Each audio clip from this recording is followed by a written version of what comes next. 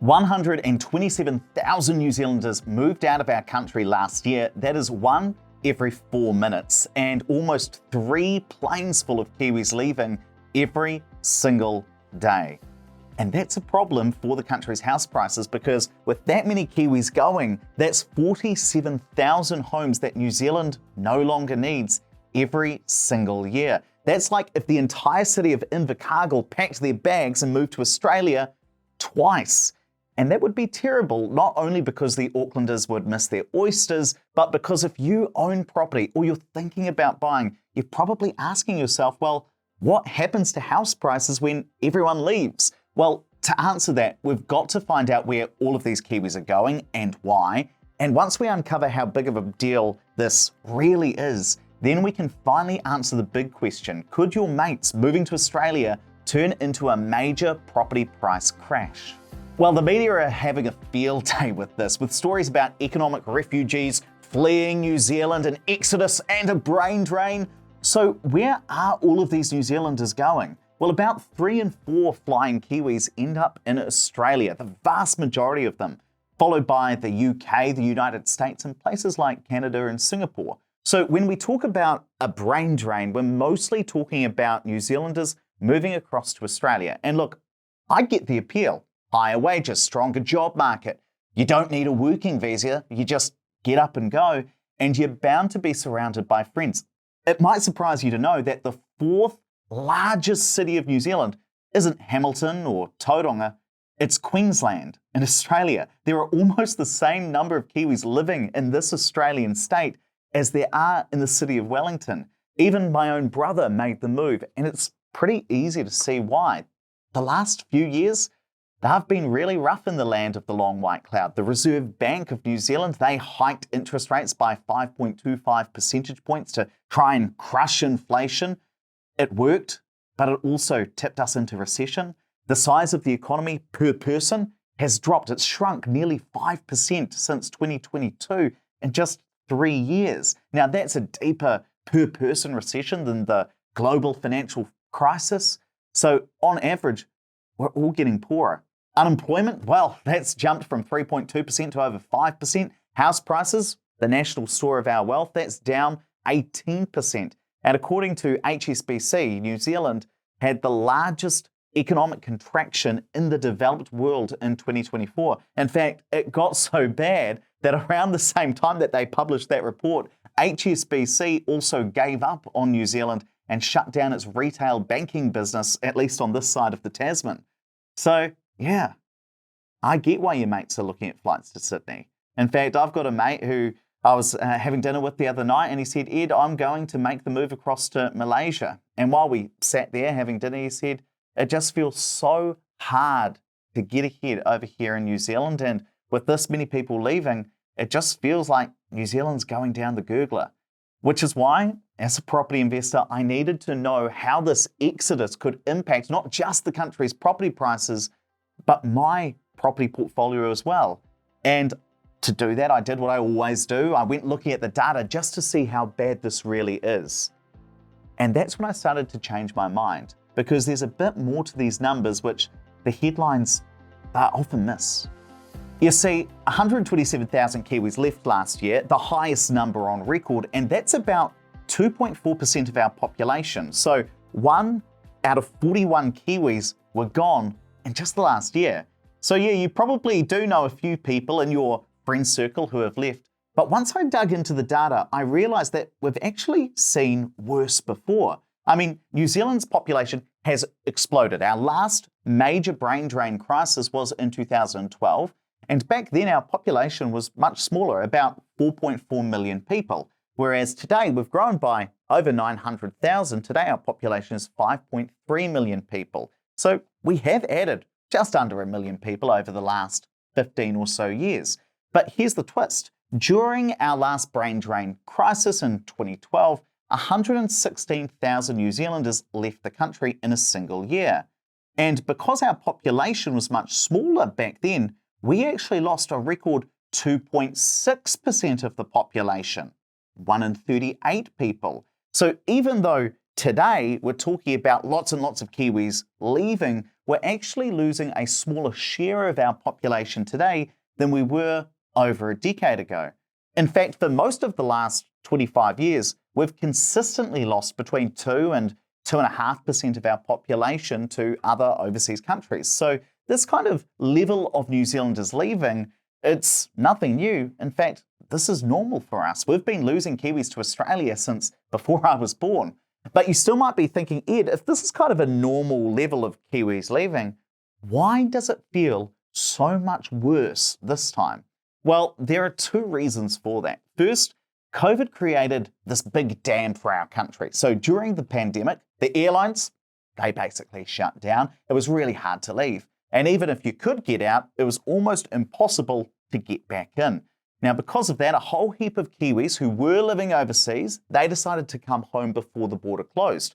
And then young Kiwis who would have gone on their overseas experience, their big OE, well, they couldn't go. So people who were planning to move to Australia put those plans on ice for a bit.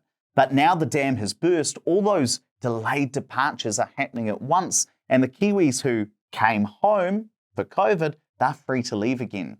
So some of what we're seeing isn't a sudden crisis, it's a backlog clearing out. The second thing is that the headlines you're seeing about net migration and all of these Kiwis leaving, they are designed to scare you. When you see headlines like economic refugees, fleeing, exodus, brain drain, these words are specifically chosen to make you feel something. Fear, anxiety, and FOMO. A headline that reads, a normal number of Kiwis leaving, nobody's going to click on that in the New Zealand Herald or Stuff app, and it doesn't sell news subscriptions. But the data does tell a different story. And if you're enjoying this video, do me a quick favor and hit the like button. That's how I know which videos I should do more of. And honestly, it really does help with the YouTube algorithm. Now, subscribing, that helps too. We're on our way to 50,000 subscribers, and you guys have already helped us build the channel into the largest property investing community in the country. And if you do already subscribe, you might be thinking that there's no point just saying that things are normal, because normal could still be really bad. I mean, if you move to Alice Springs in the middle of Australia, a normal temperature might be 32 degrees, but that normal temperature is still scorching hot for most of us. So you might think, Ed, if we're seeing 1 out of 41 Kiwis make the move overseas in just a single year, and 47,000 houses are no longer needed, doesn't that still mean that my mates moving to Brizzy could crash the property market? Well, here's where it gets interesting, because first, migration is cyclical. Just like property prices go up and down and go through cycles, migration does as well. So when our economy is really weak, more Kiwis start leaving for Australia. That's exactly what's happening now. And when the economy eventually picks up, and eventually will, they'll start to come back and new migrants start to arrive. Now, we've seen this pattern over and over again. Kiwis leave, Kiwis return, the population keeps growing. The second thing you need to understand is that net migration is still positive and migration is still adding to our population. I mean, at the same time that 127,000 Kiwis left, 155,000 people moved to New Zealand over the same period. Now, that's way down from the peak when net migration was at its highest, 136,000 people added to our population in late 2023. So that growth in our population from migration, that has slowed dramatically, but we're not shrinking. We're just growing slower. Think about it this way. For every 1 Kiwi currently moving overseas, there are 1.1 people moving here to take their place. So while the people might move out of the equivalent of 47,000 houses a year, those people coming in need over 51,000 houses to move into. Meanwhile, we're still having more babies than people dying, so the demand for housing is still growing. And for property prices to crash because of migration, you need net migration to go significantly negative and stay negative for years. Has that ever happened in New Zealand for any sustained period? Not really.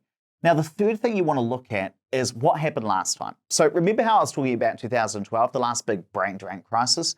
Net migration did go negative that year, and more people were leaving New Zealand than arriving to move here permanently. And the headlines were almost identical to what we see today. Exodus to Australia, brain drain, young Kiwis abandoning their country. You know what happened to house prices after that? They went up, and they're currently up 122%, not 12%, not 22%. They are 2.2 times what they were at the last brain drain crisis. So the people who panicked and sold all their properties in 2012 because everyone was leaving, they missed a couple of the biggest property booms in New Zealand history. And if I could go back in time and buy a house during the last brain drain at that same period, I'd do it 10 times if I could. Now, that doesn't mean you should rush out and buy a house tomorrow, but I'm trying to remind you that numbers need context, right? A number like the number of Kiwis could be a record high, but it could also be normal once you put it into context of the fact that our population has exploded. And you can't just blame the journalists, right? After all, newsrooms are shrinking. They've got to pump out articles that get clicks because the media is going through a really rough time. And a headline that says 127,000 Kiwis leave, it's a record exodus, that's going to get a lot more clicks than a normal percentage of Kiwis leaving. And that's where you need to understand how your brain works, right? We are wired to pay more attention to scary things than normal things. And there's a really good reason for that, right? An evolutionary reason, right? If your caveman self was out in the jungle and hear a little rustle in the bushes and you think it's a lion, but it turns out that it's just the wind, well, you're fine. You just got a little scared.